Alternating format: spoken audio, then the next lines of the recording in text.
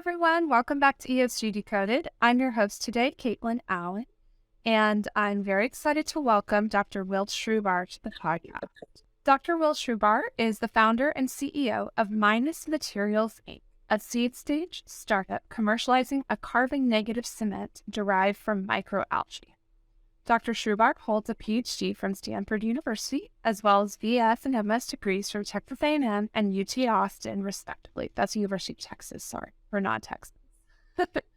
In addition to his role at Minus Materials, Dr. Srubar is an associate professor at the University of Colorado, Boulder, and he is the principal investigator of the Living Materials Laboratory.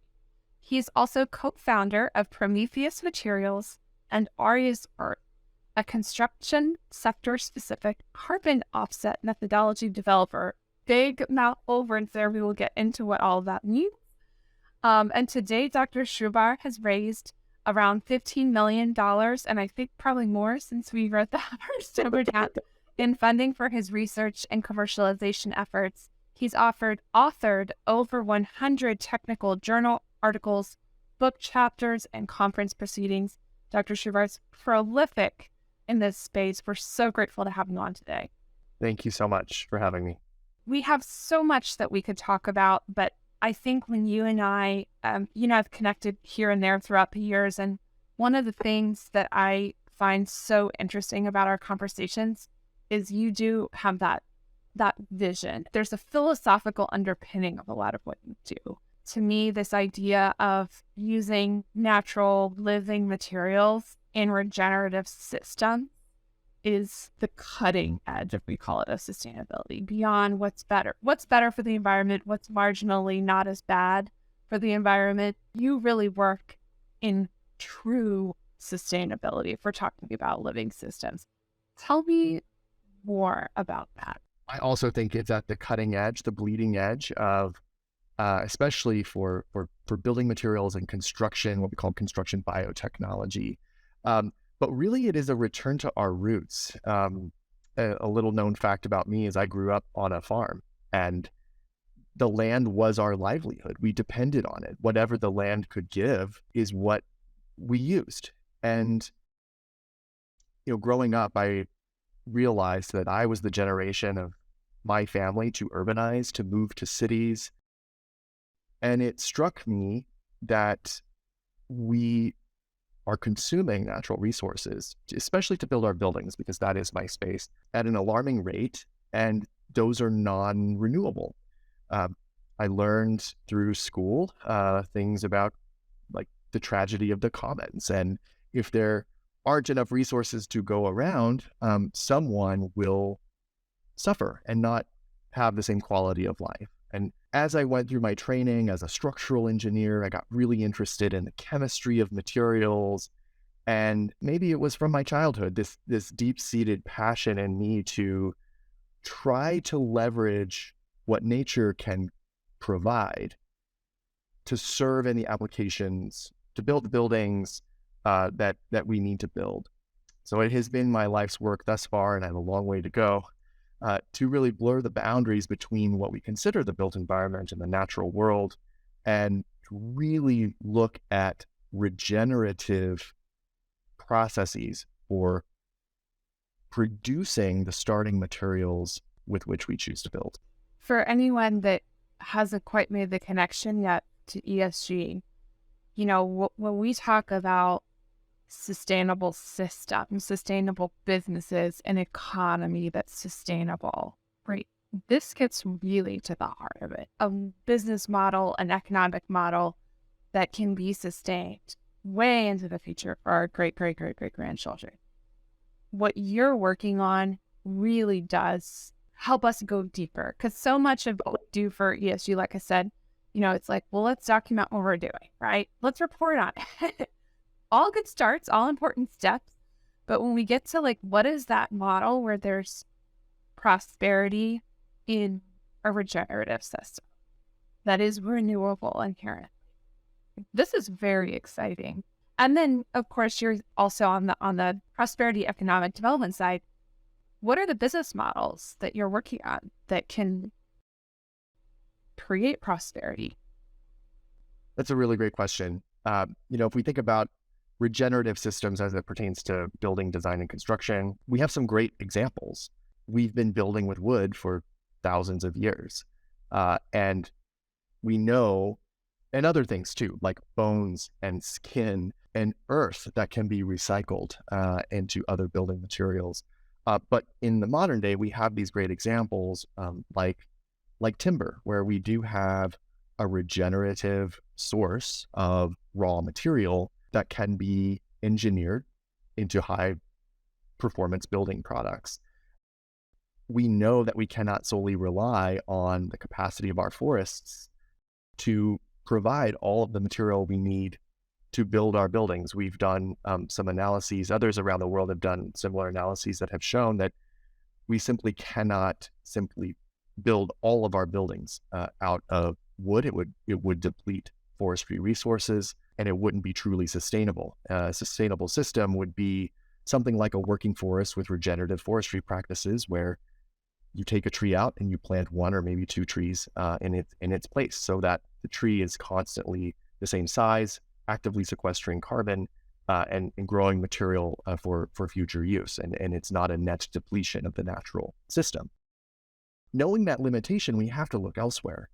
So a lot of my work really is at this new frontier of construction biotechnology, where we're asking questions. What other natural systems can we leverage to grow physical materials that we can engineer into high-performance building products? We've seen a lot of work around hemp-based materials. We've seen a lot of work even around straw, cork, other rapidly grown materials. And my research group at the University of Colorado Boulder and my startup companies, Prometheus Materials and Minus Materials, both really push the envelope. We are looking at algae as a natural system that we can leverage to grow physical materials that we can upcycle into high-performance building products. Why algae? If you look at algae's ability to fix carbon, algae are photosynthetic, right? So their ability to fix carbon is similar to how trees fix carbon into cellulose or hemicellulose or lignin. Algae fix carbon in lipids and proteins and carbs, physical materials, but they do so at a much faster rate. And time is of the essence when we're thinking about using carbon, CO2 as a resource, and leveraging the ability of natural systems to take that carbon and fix it into solid products. Algae are really unmatched. So the business models, which you asked about, Kaitlyn, really are hyper-focused on how can we grow a sufficient quantity of materials that actually make a difference. How can we do that in a scalable way and a cost-effective way? Because we already know that organisms like algae produce these materials. Scale and cost are the only barriers. So then that is the primary focus for the business. And couple this with the fact that we're entering a commodity market. That cost part of the equation is certainly important. Just like any other product-based business, you create a product and you have customers. But what is unique about the construction industry is that there are already supply chains, there are already established relationships between builders and product manufacturers, and you have to integrate into that system. It's a very disaggregated, complex system that is not easily disrupted. Building products have to fit right into existing supply chains. So those are the primary challenges for businesses in this space. Like, it's so fascinating. It reminds me of Vida, which is they're friends of ours in Houston. They've been a guest on the podcast. They're actually one of our first podcasts that use microbes. They train microbes to essentially eat carbon as their food and produce valuable waste products. So it seems to me that this biotechnology space is really ripe, and just so much can come from this that we haven't dreamed of yet. It's really mind-blowing. I'm sure our audience is also having their mind blown right now. So let's get specific so that we can kind of wrap our heads around a particular example. Could you tell us a little bit more about Minus Materials and help us understand what this means in practice? Absolutely. So Minus Materials uses photosynthetic microalgae that form calcium carbonate. So it's like limestone. They essentially grow limestone using CO2 and sunlight and seawater. These are naturally occurring organisms that are very important to the global carbon cycle. They live in the open oceans. And if you Google limestone blooms, or the species of the organism is called a coccolithophore, which is a mouthful, but a coccolithophore bloom, you'll be able to see these amazing blooms of limestone that can be viewed from space. It's really, really cool. And that's a form of carbon fixation. And it's all photosynthetically driven. Minus Materials is simply industrializing that process and using that carbon negative limestone, in essence, as the starting precursor to make Portland cement. It's the run of the mill, go to Home Depot, buy a bag of cement. That is Portland cement. It is what is used all around the world. What a lot of people are surprised to learn is that cement production is responsible for 7% of global CO2 emissions. And concrete, which uses cement, the powder, combined with rocks, it's the second most consumed material on Earth after water. So we use so much of this and it's not stopping. It's really critical to find ways in which we can decarbonize that process. The limestone that Minus Materials grows is really an incredible invention because nothing changes about the way cement is produced. The only thing that changes is where the limestone comes from, because limestone is the major material that one needs to make Portland cement. And so it allows us, instead of, say, having a big quarry, I assume is where limestone comes from today. Yeah, exactly. No, you're right on. The concept of a regenerative quarry is exactly what Minus Materials is aiming for. A regenerative quarry. Wow. And this is really important because there are some cement companies, some even local to Boulder County here in Colorado, that are facing some difficulties in renewing their mining permit for limestone quarries to make cement, because municipalities are waking up to the fact that cement plants are the largest single point source CO2 emissions source in the county. And so that they're thinking a lot more deeply about maybe we shouldn't extend the license for these cement companies to continue to make cement. But we all know that we need cement in order to build the houses that we need to build. And there's tremendous shortage of good quality housing in the US. So Minus Materials, yes, we have to fix the carbon problem, but let's not disrupt this entire legacy industry in a way that removes the existing capital equipment. Let's just find a way, a process innovation to regenerate the quarry in a carbon negative way. I get so excited about conversations like this because it does help people think outside the box. It's almost cliche to say outside the box with this. This is beyond outside the box, right? This is, what is a regenerative economy? What is a truly sustainable economy? Like, really blowing me away right now. What are the challenges to scaling this type of solution? Absolutely. What's interesting is that a lot of the limestone quarries that exist today were formed by coccolithophore deposits over millions of years. Limestone, as we know it, was formed by marine organisms, but that had a lot of time, right? It was a lot of time over millions of years to create the deposits that we then mine today. The challenges with scaling really come down to one number: grams per liter per day that we're able to produce in terms of the biomass. And that's one of the first questions we get is, how much can you produce at what scale for what cost? We are a seed stage startup, and we know quite a few answers to those questions. Time will tell whether or not our plans of scaling really do come to fruition. We have a back of the envelope calculation that we like to share with folks that puts things into perspective.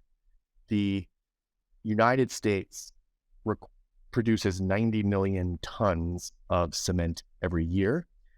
If our limestone were used for 100% of the US cement production, we would need about 1 to 2 million acres of open pond systems, which is up to this point in time the cheapest way to grow algae at scale. There are other ways for sure, and we're investigating all of those ways, but open ponds are historically the cheapest way. 1 to 2 million acres, you all may be thinking, wow, that's a lot. But to put that number into perspective, that's only 1% of the land area we use to grow corn in the United States.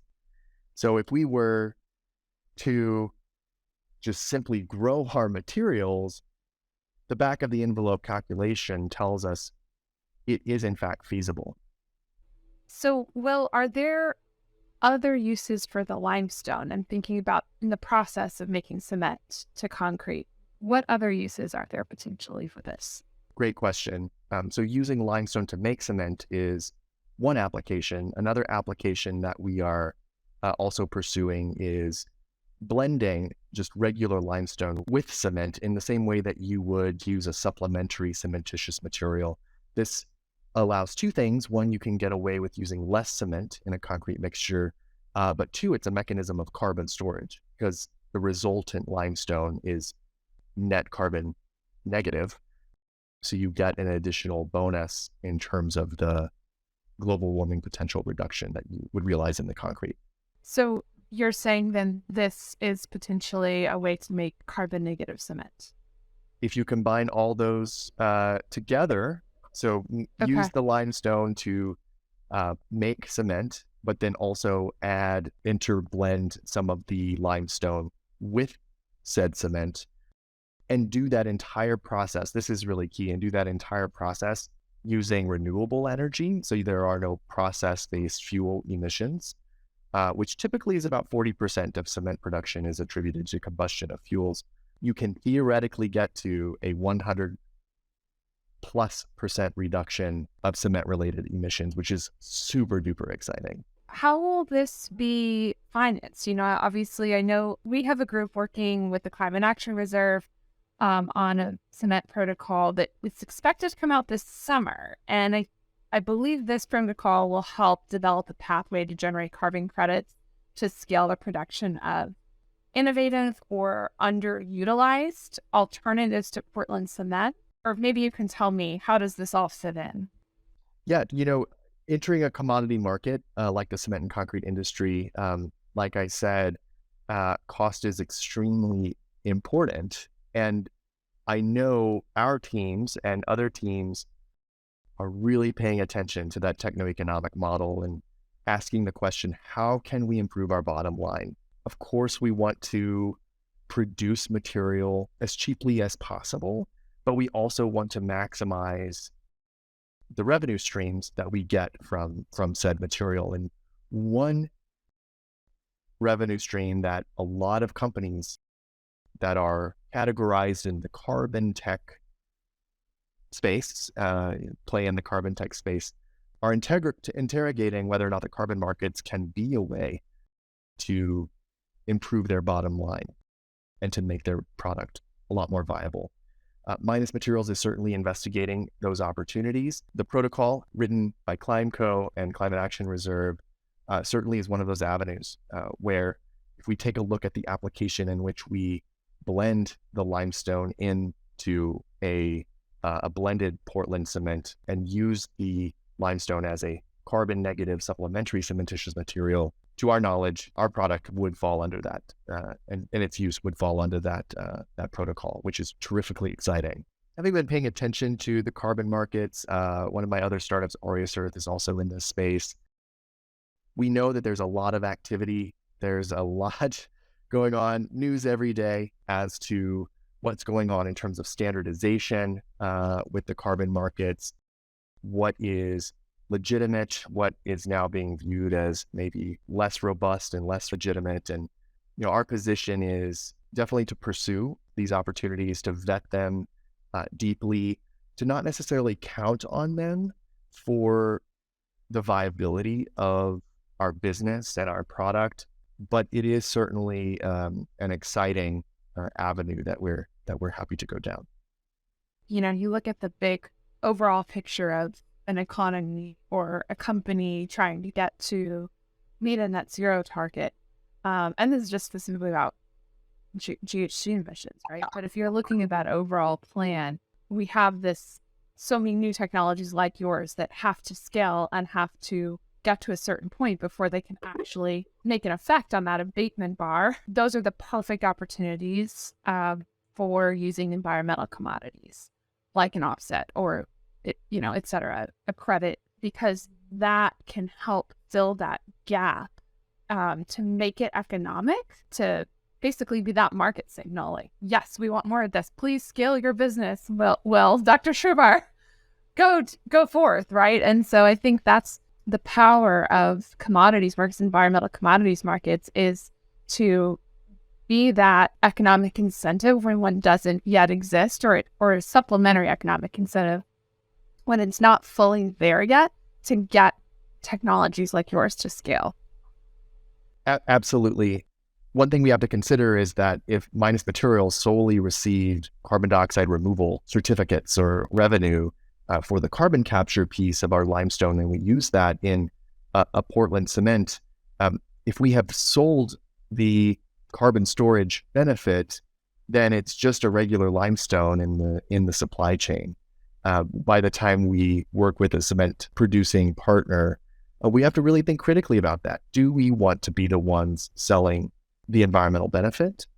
Do we want to have pre-purchase agreements with end-use customers that ultimately use the cement that we produce? And so these are just some of the questions that we're wrestling with as we're really trying to fully understand the landscape and the trajectory of the carbon markets. Yeah, and I think what you're speaking to is something we're working on a lot nowadays, which is that in-setting concept. Instead of sort of selling it in an open market, how do we, within a value chain of known players, make sure that carbon benefit is captured, shared, paid for, but among those known players. And we are working on deals like that within certain value chains now. And it's definitely something new. I mean, there's a few companies, just a very, very few, that have been doing this mostly in agriculture. We're thinking about these things because a lot of our clients are asking themselves the same questions, right? It's a different world now that if you have a science-based target that you have to get to, you suddenly have to think about holding that reduction on your own carbon balance sheet. Right. But then how do we keep the momentum that comes from a commodity, right? And so I think that's really speaks to that value chain type reduction. Well, this has been such an interesting conversation. I know we could go on and on, but I know you have to go. So let me just thank you for your time. Thank you so much for being here. We really appreciate it, and I hope to do it again with you. Thanks so much, Kaitlyn. Always great to chat with you. Take care. Thanks. Bye.